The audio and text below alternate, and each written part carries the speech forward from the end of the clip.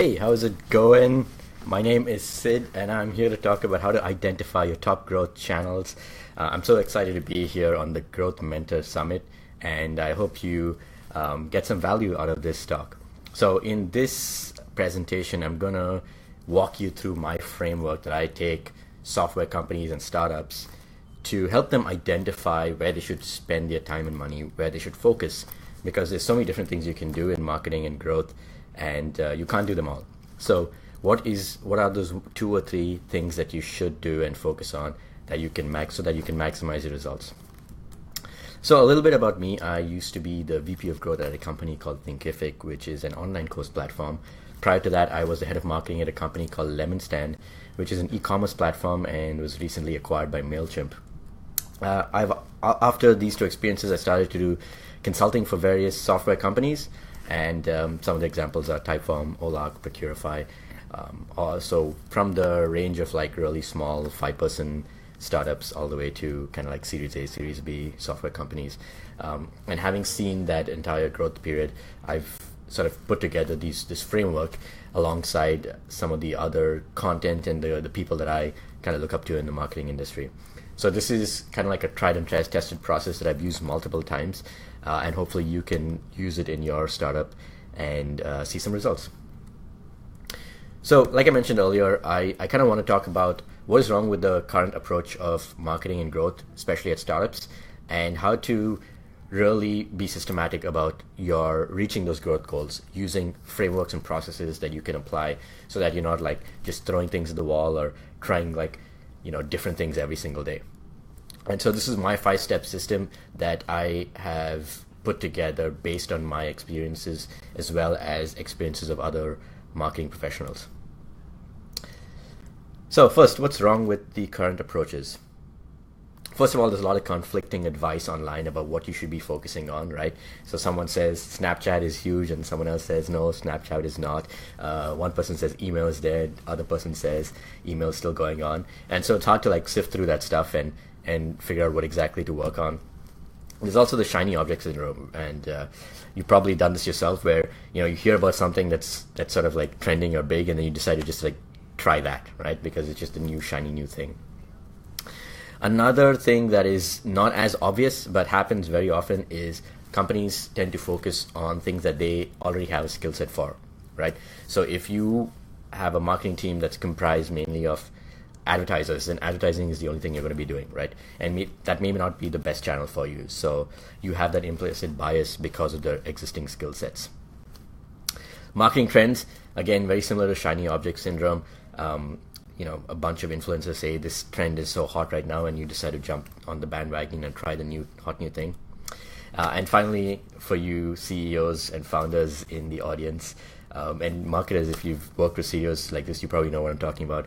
Crazy CEOs who just come in and say, all right, stop what you're doing, we're doing this other new thing, right? And so the result of all of that is, you're doing things that maybe you only know about or you've read online. You're ignoring potentially high ROI channels and focusing on channels that are probably not the best for you. And you're hiring people to work on those channels based on what based on what you think you need.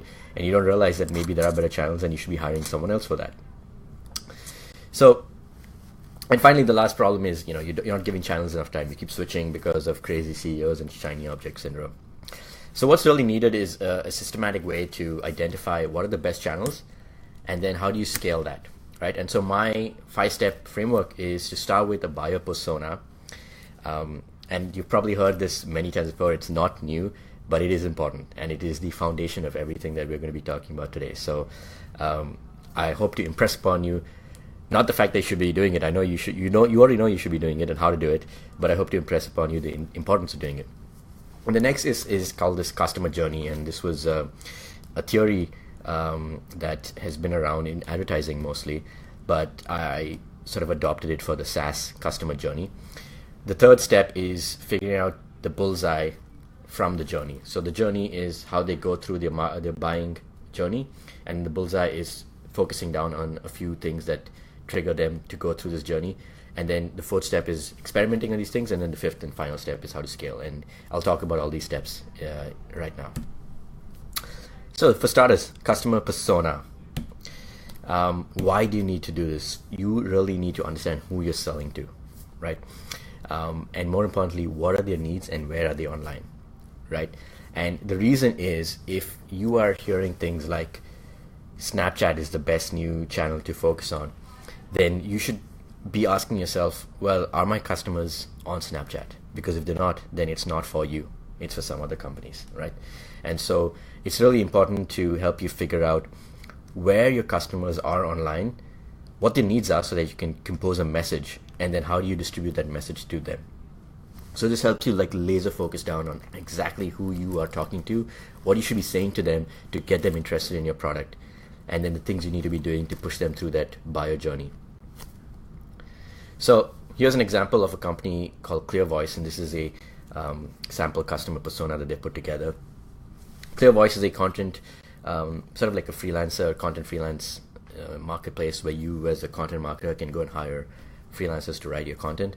And so they have very specific types of people that they want to target. Someone who's in a marketing director role, sort of like an age of 35 in or around. It wouldn't be specifically age 35, but it allows you to create this algorithm, right? So you, like if you're doing Facebook ads, you can very specifically say, I want to target people between ages 30 to 40 with this kind of title, right? Instead of saying, I want to target anyone interested in content, which is way too broad. So that's kind of like the first part up there is, who are these people and how do you identify them online? And the second part where they've laid out the goals, challenges, and how they help is kind of like the messaging strategy, right? So their goal is to increase content production. They spend too much time vetting freelance writers. So that's the big challenge that they're trying to solve. Sandy's trying to solve the challenge of not spending time, right? So the messaging strategy there is, we will help you save time, right? And Clear Voice does a whole bunch of other things, but saving time here is Sandy's main challenge, which is why they're focused on it, right? Because you can't inundate them with like 100 different things that your company does. You want to focus on what the real challenges that you solve for this specific persona. Let's take a different example. In this example, the challenge is different, and John wants to improve conversion rates on the website with more relevant content. So again, this is not about saving time on finding freelancers, but this is more about more engaging content. So the messaging strategy here is different, right?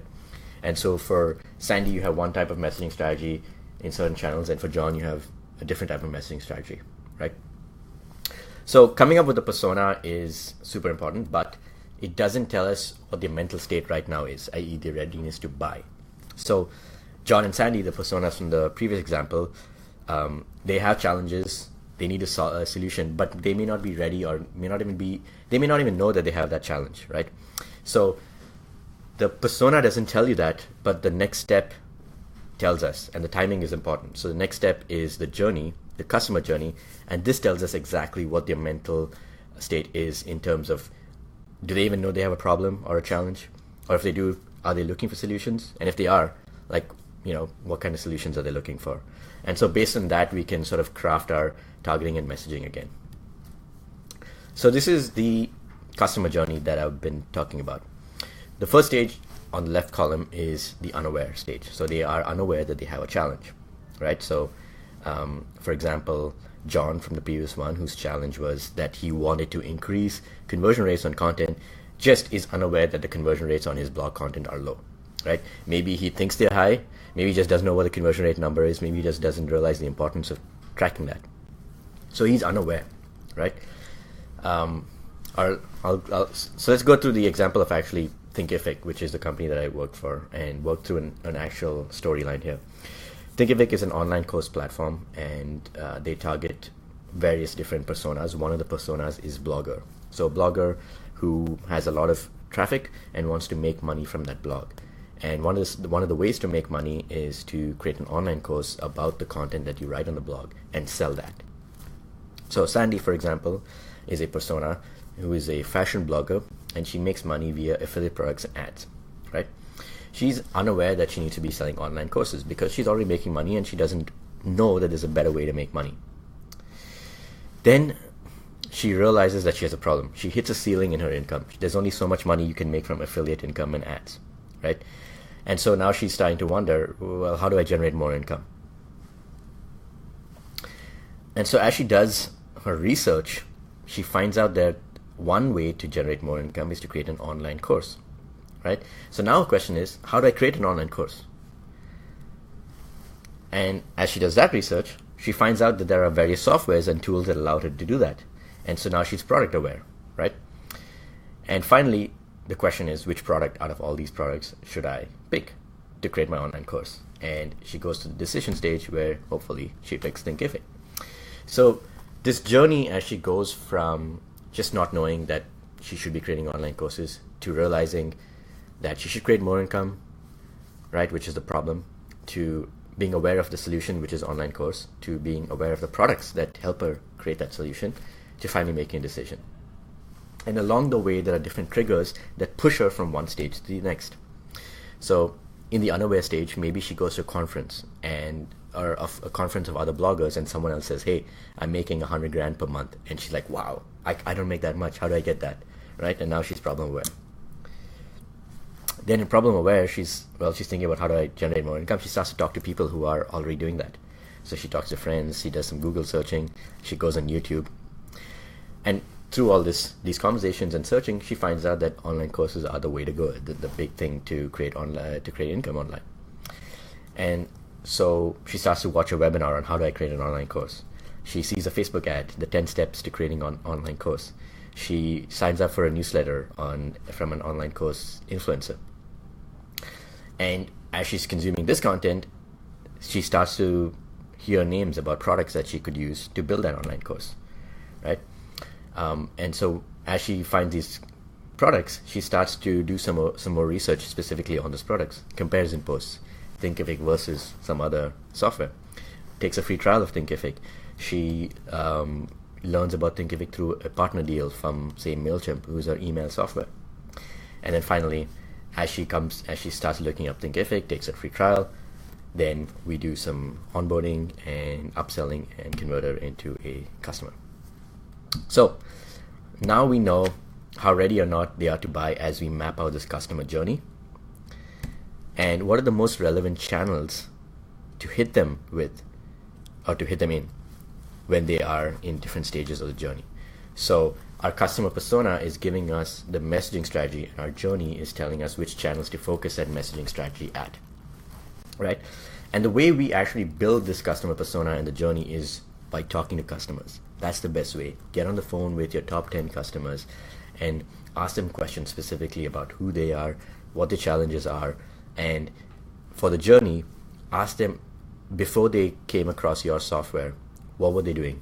What were they using? What were they thinking? Before they realized they had a problem, what was the daily life like? What were they thinking about? And then when they realized they had a problem, what did they start searching for? And so you start to talk to these people and find out, were they using Google to search for the solutions? How do they compare products? What channels are they most active on? That kind of stuff.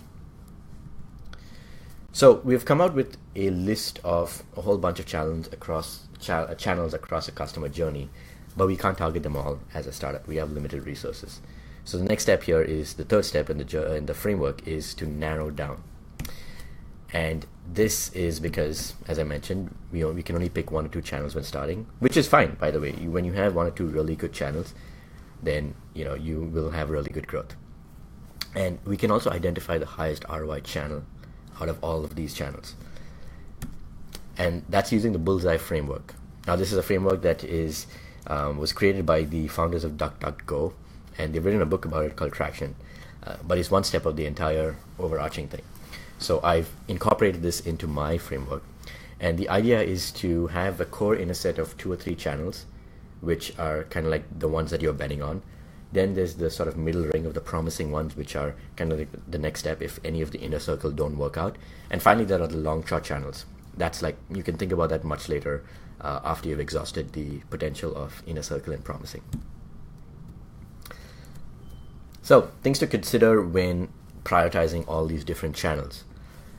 First one is, if someone is already in a solution or product aware stage, it means they're already researching a software to ease their challenge. Then at that point, that it's much easier to get them to use your software, try you out, and even buy you, than if they just don't realize they have a problem, right? The other thing is that you can take people through all the stages through one channel, or you can mix and match channels. And then you also want to consider which channels are scalable. So kind of like one-on-one calls, cold calls are not very scalable unless you're hiring a whole bunch of people, whereas ads are very scalable, right? You also want to like think about the cost of implementing a channel, of starting something in a channel, the time cost, the money cost, and the human capital. And finally, you want to think about how long it takes for this channel to gain traction. So back to the example of ads, instant traction, whereas content marketing takes a lot of time to gain traction. So back to our customer journey and the triggers, right? So we have these various triggers across each stage of the customer journey.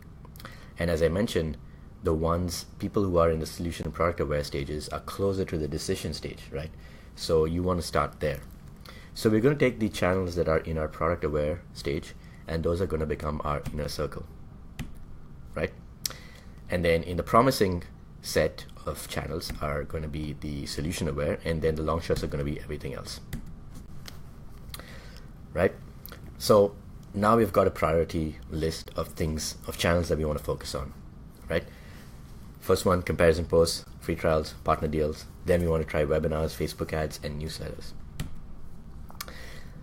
But we also don't want to just like go all in, right? We don't just want to go all in on Facebook ads and start spending $1 million a month. We want to test it out to see if we're actually correct about this, because we're still making a lot of assumptions, right? So we want to like test a channel on a small scale, understand what are the costs involved, how long does it take for traction, and calculate the ROI, and then if we like it, we can scale it up. So basically testing before we invest. And again, this testing framework is taken from Sean Ellis's Growth Hackers. He's also written a book about this, but it is one piece of the framework, the entire sort of framework, and that's why I've incorporated this. And so what they do is they create a lot of ideas, and those ideas come from understanding the customer and the customer journey. Then they prioritize it, which I spoke about already. Then they launch tests for each idea, and they track everything and capture the learning, and then when they look at the numbers, they can say, oh, okay, this channel is performing at a 300% ROI, let's scale this up. So start with a theory to test an assumption.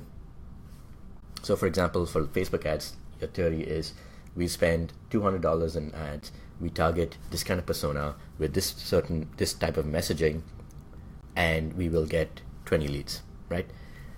And so you try that, and if you don't get 20 leads, then either your assumptions were incorrect or the channel is not a good one. So you put it on pause, right? Execute the test, gather results, and if you do get 20 leads, then you can scale it up. You can double down, you can triple down, whatever. And if not, test something else. You have a bunch of other ideas already, try something else. And so the fifth and final stage in our entire framework is scaling. So if you found that, say, Facebook ads was working or partnerships was working, how do you scale this up? How do you do way more of it, get 10x the results, right? And so just like a little GIF here, how do you go from the rock to a boulder? And so you have three ways of doing this. One, you can automate it. So for example, outbound, right? You can automate to some extent outbound emails by just feeding it emails and having like pre-written email sequences in your emailing software. The second way is to outsource. So any parts of the process that you cannot automate, you get a human to do it, and outsourcing is the fastest way to get that human to do it. Or you hire someone and have them do it in-house. The difference between outsourcing and hiring, or I'll actually talk about all three. So first, automation. Anything that has repeatable tasks can and should be automated. For example, lead identification, cold emailing. Anything that is not on brand or not brand centric can be outsourced. So for example, link building is not very brand centric. Like you don't need to have someone go through the brand guidelines to build a link, right? So that can be outsourced. PPC as well. And finally, anything that is very core to the brand. For example, content or partnerships where you really need to understand the brand, understand the brand guidelines and brand voice. Those should be under the hire section. And that is all for this. If you have any questions, feel free to reach out to me in the virtual summit software that we're using for this summit.